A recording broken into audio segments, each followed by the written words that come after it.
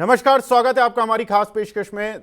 अगर फ्रेंड्स हम देखें तो पिछले एक दो दिन में हमने देखा कि बहुत सारे सरकारी बैंक्स के रिजल्ट्स आए हैं और बहुत सारे निवेशक उनमें या तो ऊपर के लेवल पर फंसे हुए हैं या जानना चाहते हैं कि अब इनका भविष्य कैसा होगा। तो जो मेन सरकारी बैंक्स हैं इन पर बात करते हैं। पहले शुरुआत करते हैं एसबीआई के रिजल्ट से, जिस काउंटर पर रिजल्ट्स के बाद थोड़ा छोटा ही रिएक्शन देखने के लिए मिला, क्योंकि एक तरफ मार्केट गिर रहा था और दूसरी तरफ एसबीआई के शेयर के नतीजे आ गए थे। तो एसबीआई के नतीजों पर ब्रोकर्स क्या रिसर्च रिपोर्ट लेकर आए हैं उन पर चर्चा करते हैं। 3 ब्रोकर्स की रिपोर्ट्स का हमने अवलोकन किया, जिसमें कि हम देखें तो मोतीलाल की रिसर्च रिपोर्ट कहती है कि इस काउंटर पर 925 रुपए के टारगेट रख सकते हैं। अगर इसके price to book value ratio देखें तो 1.5 के हैं, और अगर इस साल यानी कि जो अब ये फिस्कल ईयर शुरू हो गया है, इसमें जो अर्निंग ग्रोथ यानी कि मुनाफे की जो ग्रोथ रहेगी वो करीब 16.5% की एक्सपेक्टेड है। यस सिक्योरिटीज का मानना है कि 1000 के टारगेट के लिए इस काउंटर को अप्रोच कर सकते हैं। 1.1 की price to book value ratio है और 13.5% की अर्निंग ग्रोथ देखने के लिए मिलेगी।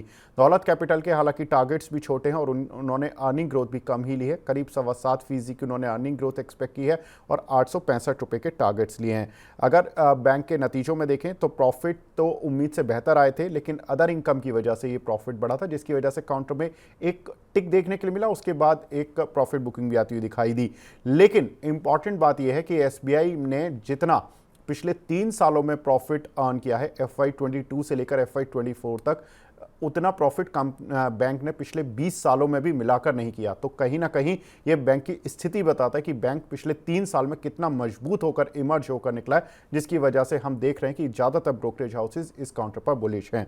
वहीं दूसरे काउंटर की बात करते हैं, पंजाब नेशनल बैंक, जहां पर कि ब्रोकर्स थोड़ा न्यूट्रल राय रख रहे हैं, क्योंकि ये काउंटर काफ़ी तेज़ी से चला है पिछले कुछ दिनों में।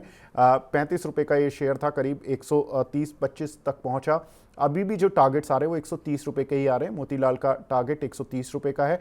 Price to book value ratio उनका माने कि 1.2 का रहेगा। लेकिन इंपॉर्टेंट चीज़ ये है कि इस साल में जो अर्निंग ग्रोथ है पंजाब नेशनल बैंक की, वो 61% की रहेगी। तो अगर इस अर्निंग ग्रोथ के साथ बैंक चलता है तो हो सकता है कि आने वाले समय में इसमें और भी ब्रोकरेज हाउसेस की तरफ से अपग्रेड्स आते हुए दिखाई दें। और यहाँ पर इस काउंटर में अगर रिजल्ट्स देखें तो जो कल जब हमने देखा था कि ये बैंक गिरा था नतीजों के बाद, उसका मेन कारण था कि इसके जो नेट इंटरेस्ट मार्जिन्स थे वो थोड़े से डाउन आए थे। 5 बेसिस पॉइंट ही थे, बहुत ज़्यादा डाउन नहीं थे।